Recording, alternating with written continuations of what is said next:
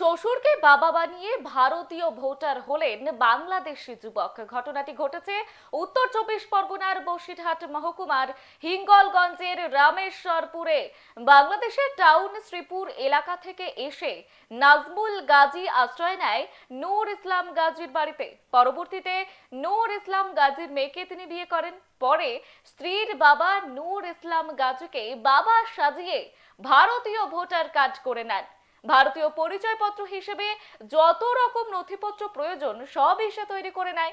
এদিকে ইতিমধ্যে বিভিন্ন জেলায় শুরু হয়ে গিয়েছে এসআইআর প্রক্রিয়া। বিএলও এবং বিএলএ রা বাড়ি বাড়ি যাবে। এখন দেখার বিষয় এই ব্যক্তির নাম ভোটার লিস্ট থেকে বাদ যায় কিনা।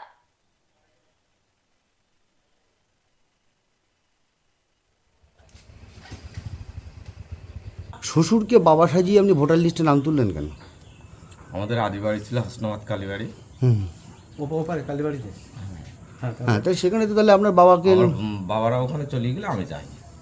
ও আচ্ছা আচ্ছা, তাহলে বাবার নাম দিয়েই তো আপনি তো ভোটার লিস্টে নামটা তো তুলতে পারতেন। এটা করলে ভালো হতো। আপনি তো আপনার বাবার নাম দিয়ে তো ভোটার লিস্টে নাম তুলতে পারতেন। সে ওদের এখানে ছিল না সে সময়। আমার দাদা যখন দাদার মানে বাবারা চলে গেল সেই সময় কোথায় বাবারা গেছিল? চলে বাংলাদেশে গেল। গেছিল? হ্যাঁ, তাহলে আমি তো আমার মামার কাছে মানুষ। ও আচ্ছা এই আচ্ছা, আমার ও তাহলে বাবা ওই তাহলে মামা। বাবা বাংলাদেশ। তাহলে 2002 সালেও তো আপনার ভোটার লিস্টে নাম নেই। না না 2002 সালেও তো আপনার ভোটার লিস্টে নাম নেই তো। না, তাহলে আপনার ওয়াইফের নাম কি? ওর নাম তাসলিমা বিবি। তাসলিমা বিবি। এই তাসলিমা বিবির বাবার নামই তো হচ্ছে নূর ইসলাম গাজী। শ্বশুরকে তো আপনি বাবা সাজিয়েছেন। আমি ছোটবেলাতে আসি এখন সেই হিসেবে। আচ্ছা, আপনার বাংলাদেশে কোথায় বাড়ি ছিল আপনাদের? টাউন শ্রীপুর।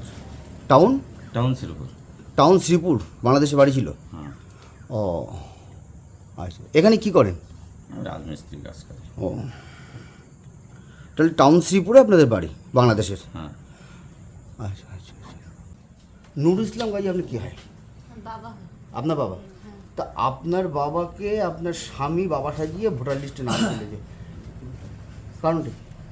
কারণ এখানে মামার বাড়ি থাকতো, দেখাশোনা করে বিয়ে করেছি।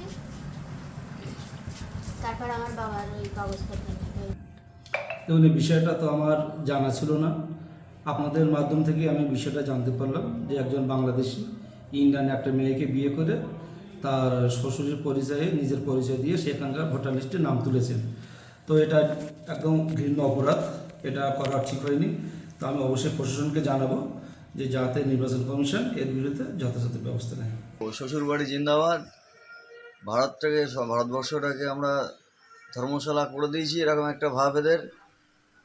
এরকম শুধু বসিরহাট কেন, সারা পশ্চিমবঙ্গ জুড়ে অন্তত লক্ষ লক্ষ এরকম বাংলাদেশ থেকে এসে ভারতবর্ষের মেয়েকে বিয়ে করে এখানে থেকে গেছে এই অনুপ্রবেশকারীরা।